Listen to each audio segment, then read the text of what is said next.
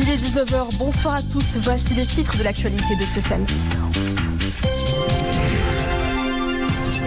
Le Polisario n'a plus sa place autour des tables rondes de dialogue sur le Sahara marocain. Les séparatistes se sont disqualifiés, donc d'eux-mêmes, en déclarant se retirer du cessez-le-feu. L'affirmation est de l'ambassadeur représentant permanent du Maroc à l'ONU, Omar Hilal, qui était hier en duplex sur la chaîne de télévision nationale. Covid-19, la courbe des contaminations poursuit sa montée. Que disent les chiffres et les courbes de l'épidémie? Lecture et analyse des principaux indicateurs chez nous. Nous ferons également le point sur la future campagne de vaccination massive au Maroc avec un membre du comité scientifique en direct avec nous par Internet depuis Casablanca.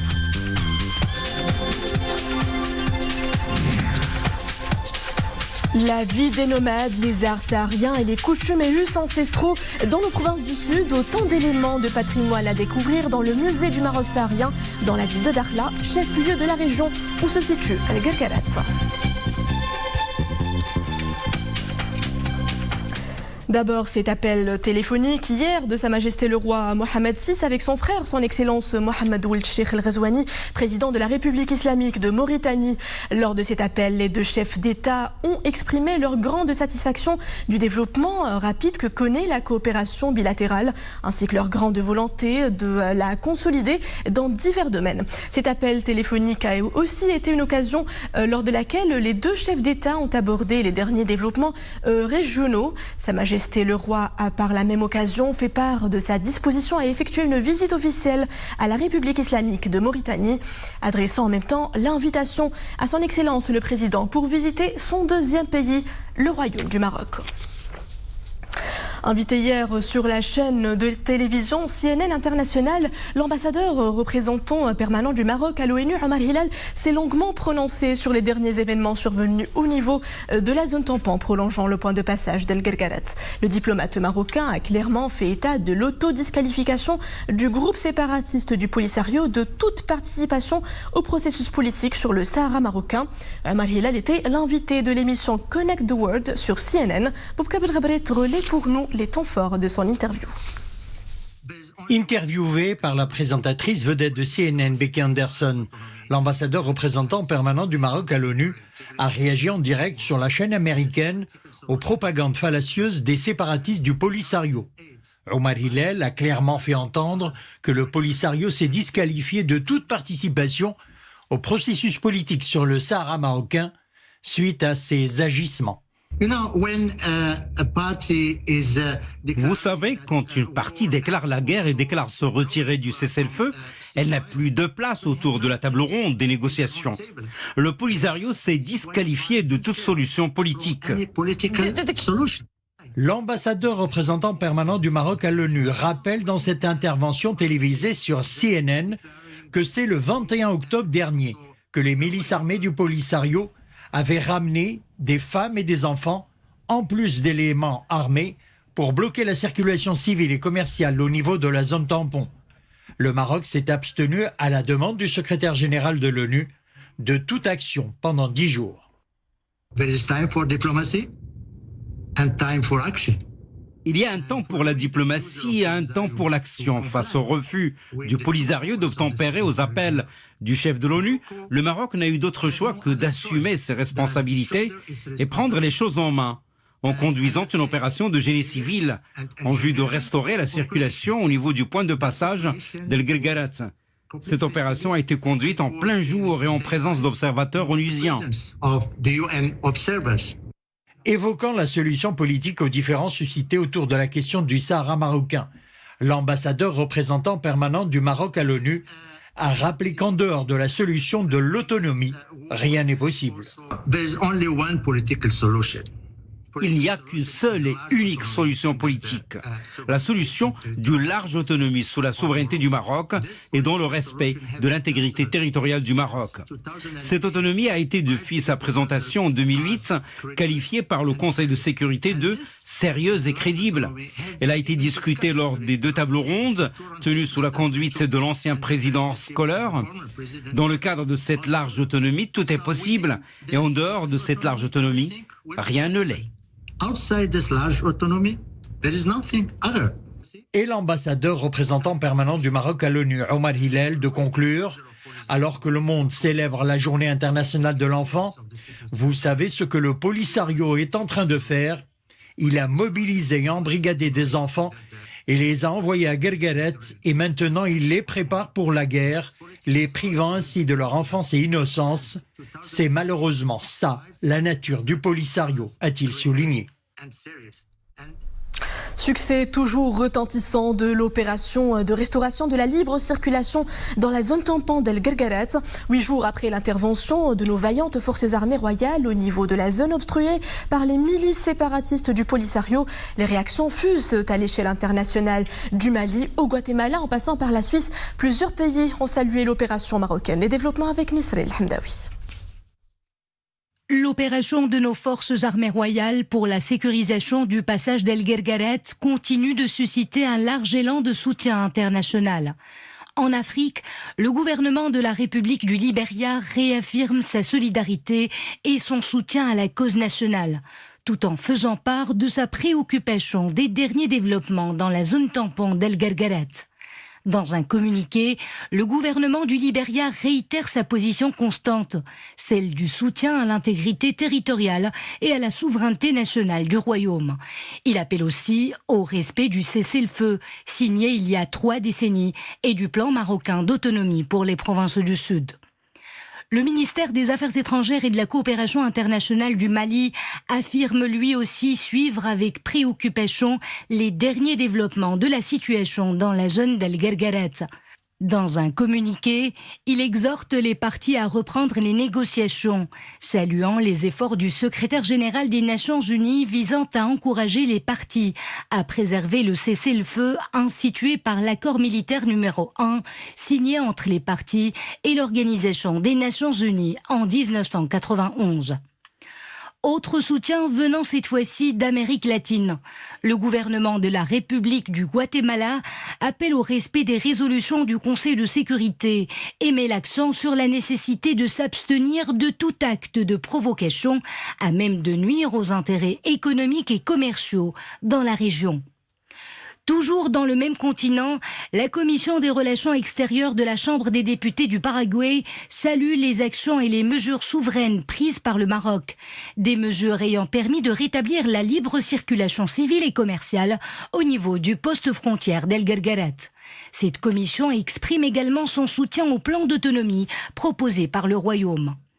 Le président de cette commission affirme suivre avec préoccupation les événements survenus dans la zone tampon d'El Guergueret, au sud du Maroc, ajoutant qu'à travers ces provocations dangereuses, le front du Polisario cherche à altérer le statut de cette zone tampon, menaçant les activités commerciales et perturbant le processus politique mené sous les auspices des Nations Unies, et ce, en violation totale du droit international et en mépris des appels du secrétaire général de l'ONU. Quant au ministère colombien des Relations extérieures, il appelle à permettre et à maintenir la libre circulation des biens et personnes au poste frontière d'El Guergueret. Bogota réitère son appui aux efforts pour une solution politique négociée, juste, durable et mutuellement acceptable, conforme au processus insufflé par les différentes résolutions du Conseil de sécurité de l'Organisation des Nations Unies en la matière. Concernant la Suisse, elle soutient les efforts du secrétaire général de l'ONU pour maintenir le cessez-le-feu. Coup d'œil à présent sur le bilan journalier de l'évolution de l'épidémie chez nous ces dernières 24 heures. 4702 nouveaux cas d'infection au coronavirus et 4499 guérisons. Des indicateurs toujours inquiétants. 74 décès en 24 heures. On dénombre 48 995 cas actifs, soit autant de patients Covid-19 qui risquent de peser sur un système de santé déjà mis à mal par pas moins de 10 024 cas sévères ou critiques, dont 93 patients placés sous intubation. Cette semaine encore, les principaux indicateurs épidémiologiques demeurent toujours dans le rouge, malgré la légère décrue constatée il y a quelques jours, de quoi secouer les consciences pour plus de vigilance et d'engagement dans la lutte contre le Covid-19 qui est loin d'être gagné. Le point avec Nisrina Ousdar. S'il y a une seule chose à retenir de l'analyse des principaux indicateurs chez nous tout récemment, c'est bel et bien que nous sommes face à un virus qui tient toujours les ficelles et manie les chiffres à sa guise, et dangereusement même. Revenons un peu quelques jours en arrière pour en avoir le cœur net. Il y a 4 jours, le mercredi 18 novembre, nous avons entrevu une brèche optimiste au milieu du sombre tableau quotidien. Le total des cas actifs s'est alors élevé à 48 631 cas contre 49 078 cas la veille. La baisse est de 447 cas. Ce n'est pas rien. Avant-hier, jeudi 19 novembre, ces tendances baissières s'est même poursuivie au grand bonheur de ceux qui prennent la peine de décortiquer les chiffres. Le total des cas actifs a encore baissé. La baisse est cette fois-ci de 159 cas par rapport à la journée d'avant. Ça reste prometteur. Donneuse d'un peu d'espoir, cette décrue n'a été que de courte durée malheureusement. Hier, vendredi, le ministère de tutelle a recensé un total des cas actifs de 48 866 cas, contre 48 472 cas 24 heures plus tôt. La tendance est cette fois-ci haussière.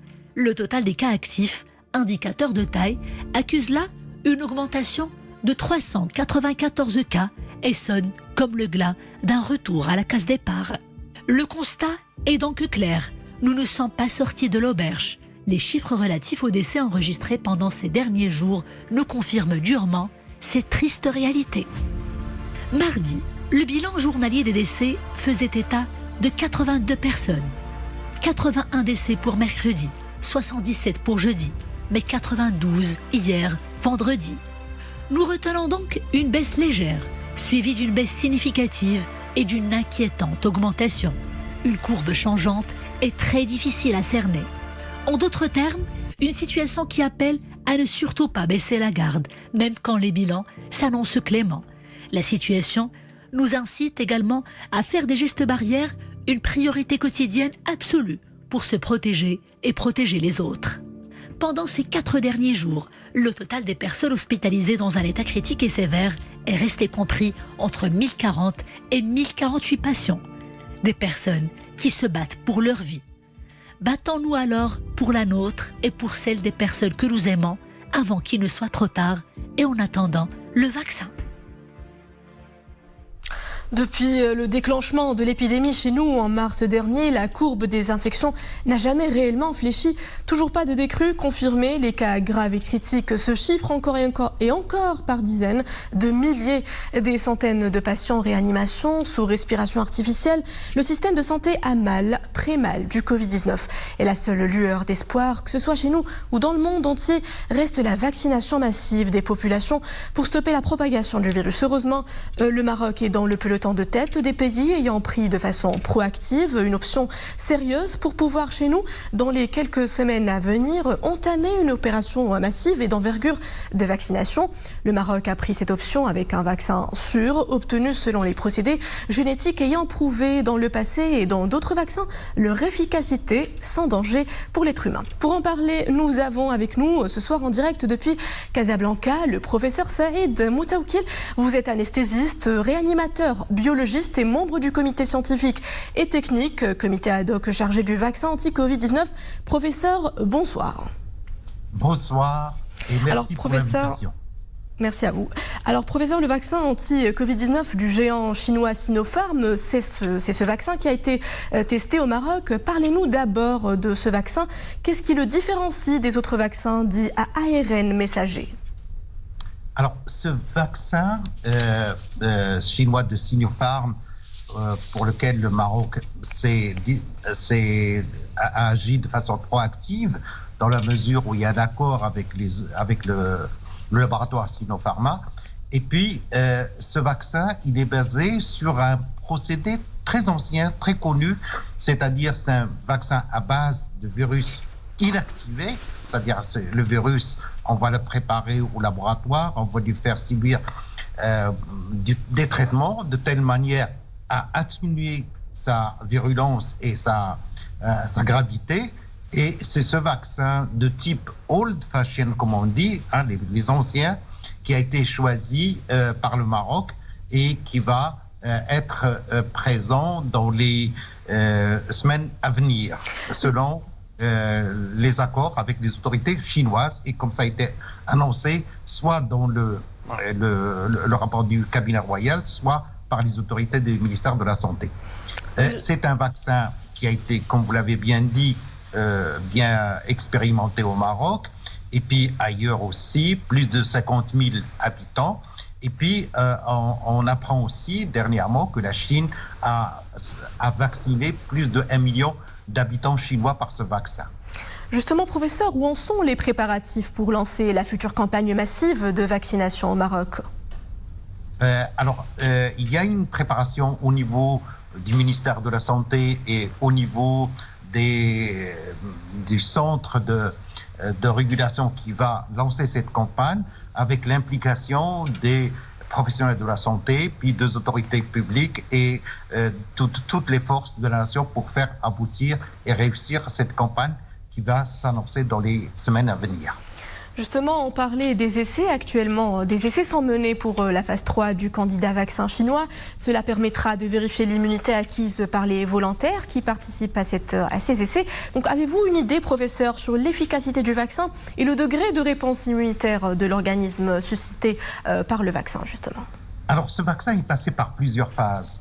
Avant la phase 3, les travaux ont commencé déjà depuis le début de l'année 2020. Et puis les premiers résultats des phases 1 et des phases 2 ont montré que c'est un vaccin qui développe une immunité, à l'instar des autres vaccins qu'on a vu se développer dernièrement, dont les annonces ont été faites. Et ce vaccin assure la production d'anticorps neutralisants, c'est-à-dire qui vont faire face une fois inoculé, c'est-à-dire qu'une fois que les gens vont être vaccinés, ce vaccin va produire, l'organisme va produire des anticorps, et ces anticorps vont neutraliser ce vaccin. Et puis tous les travaux actuellement, que ce soit pour les vaccins chinois et les autres vaccins, ont montré qu'il y a une immunité qui est assez durable. Ça, c'est les premiers résultats qui viennent d'être publiés, et on verra qu'en le pratiquant, on va voir comment cette immunité va évoluer et comment les premiers résultats sont très probants, et puis c'est une lueur d'espoir pour lutter contre le coronavirus. Professeur Saïd El-Moutaoukil, nombreuses sont les interrogations que se posent les citoyens. Nous vous proposons de les écouter pour y répondre après, dans quelques instants. Donc, vous le savez, au Maroc, comme à travers le monde, la pandémie du Covid-19 continue de sévir. Seule lueur d'espoir pour s'en sortir. Les annonces de vaccins prometteurs, efficaces à haut degré. À qui seront-ils destinés ? À quel point le vaccin pourrait suffire pour tourner cette page sombre ? Autant de questions que vous vous posez. Nous vous avons tendu le micro. Maïma Rameli. Dans un monde plus que jamais chamboulé par le coronavirus, le vaccin est la seule dose d'espoir possible. Au plan mondial, la succession d'annonces prometteuses met du baume au cœur. Elle se présente comme une porte de sortie de la crise. Une solution certes très attendue, mais il suscite bon nombre de questions. Est-ce que l'efficacité de ce vaccin a été prouvée ? Est-ce que les gens qui sont infectés par le coronavirus sont eux aussi concernés par la vaccination ?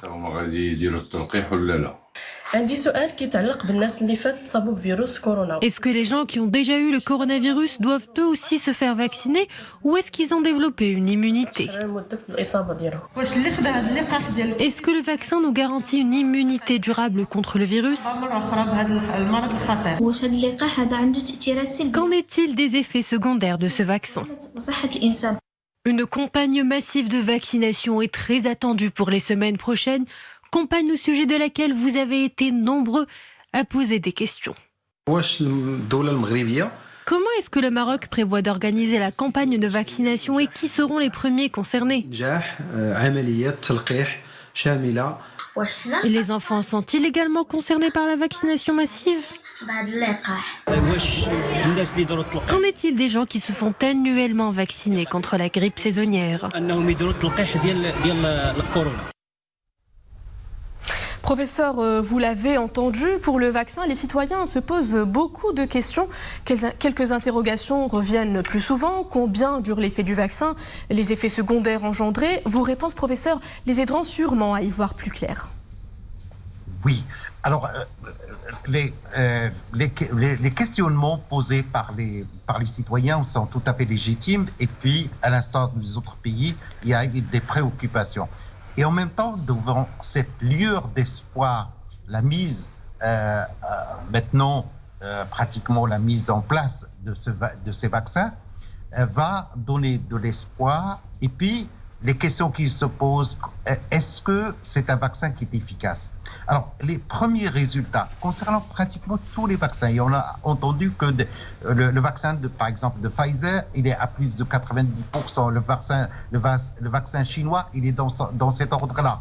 Les vaccins américains, on est parti jusqu'à 95% des cas.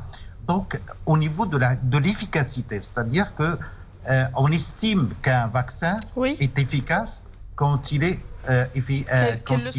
supérieur à 65%. Déjà, donc, on est dans des limites fortes. Maintenant, est-ce que ce vaccin...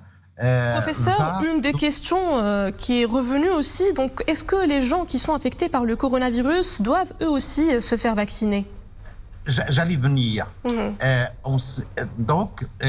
Les sujets qui ont été infectés par le virus et qui sont guéris, ça dépend de leur statut immunologique, c'est-à-dire on va leur faire des sérologies, et si ces malades ont des immunoglobulines protectrices et surtout les immunoglobulines qu'on appelle les immunoglobulines G, ces malades ces patients sont déjà protégés contre le virus. Mais là aussi, la commission technique des vaccins va statuer au cas par cas autour de ces cas-là.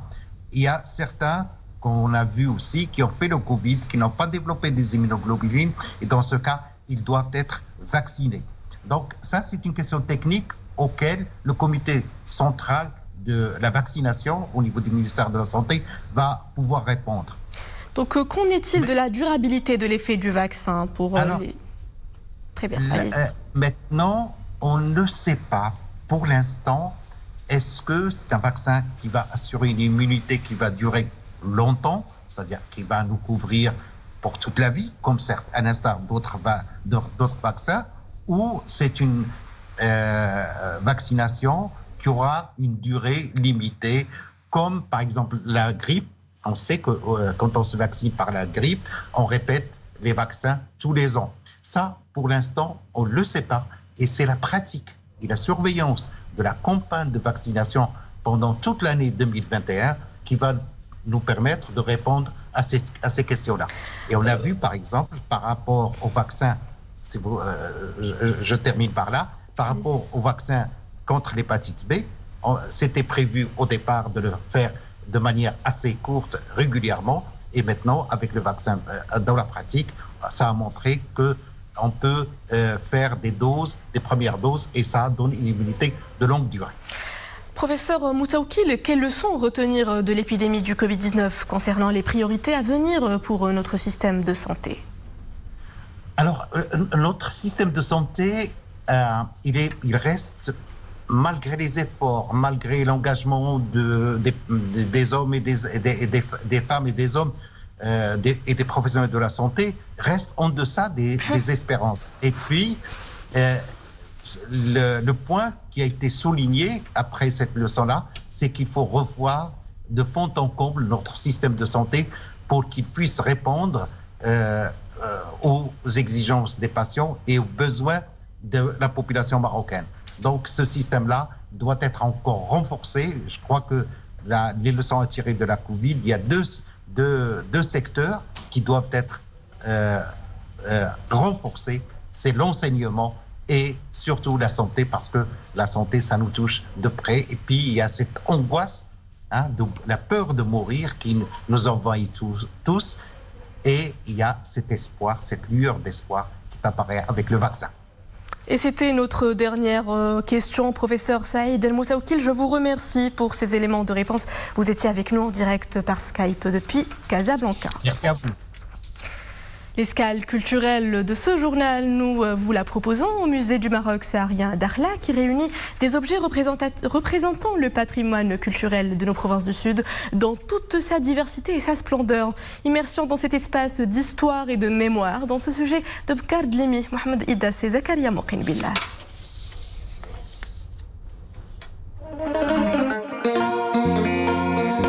Le musée du Maroc saharien, un espace moderne pour célébrer la culture sahraoui dans toute sa diversité. Des pans entiers de patrimoine sont ici exposés aux visiteurs. Ces produits reflètent l'ingéniosité et le savoir-faire des Marocains au Sahara. Une diversité et une esthétique propre à ces zones qui éblouissent le visiteur par une créativité artistique à la symbolique significative des différentes facettes de cette culture.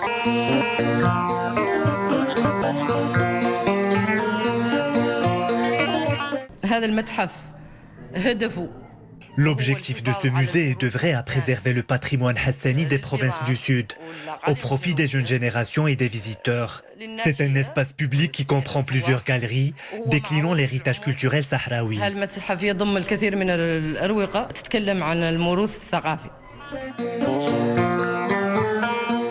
Ses contenus et ses produits invitent au voyage à travers le patrimoine matériel et immatériel des provinces du Sud. Ils contribuent à valoriser l'esthétique caractéristique de ces zones qui ont toujours conservé leur identité marocaine et leurs expressions artistiques, fruits d'un ensemble de traditions et de valeurs authentiques.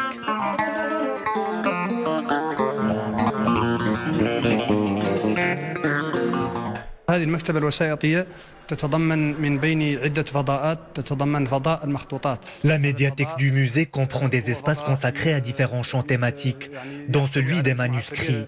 Celui-ci inclut un grand nombre de manuscrits historiques et archéologiques qui documentent la culture savante au Sahara marocain. Ces produits reflètent la richesse, la diversité et l'authenticité de cette culture. En plus, ces manuscrits incluent des documents et des correspondances historiques entre les cheikhs du soufisme sunnite et les cheikhs de tribu avec les sultans alaouites.